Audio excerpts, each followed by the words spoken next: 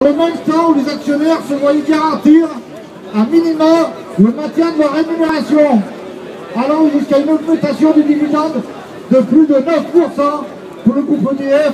Les mêmes interlocuteurs nous ont gracieusement octroyé 0,8% d'augmentation sur le salaire national de base, pour une inflation prévue à 1,75. Dans le même temps, les taux d'avancement au choix sont à un niveau historique.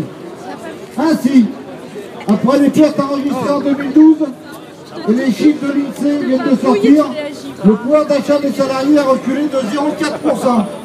Le PIB se contracte. La France est en panne.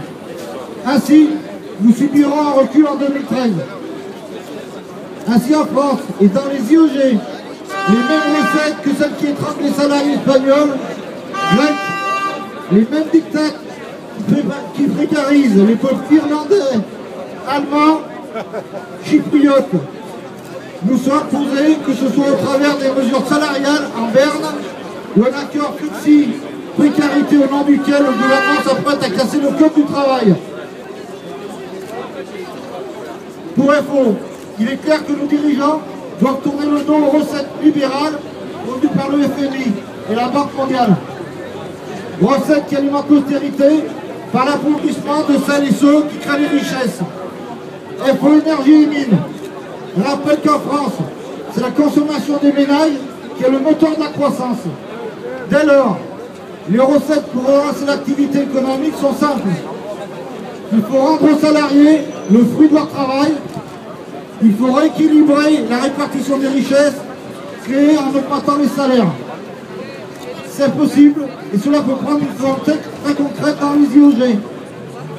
En garantissant l'évolution du SNB à minima à hauteur de l'inflation. En remontant les taux d'avancement au choix au niveau de ceux négociés après l'accord 2005.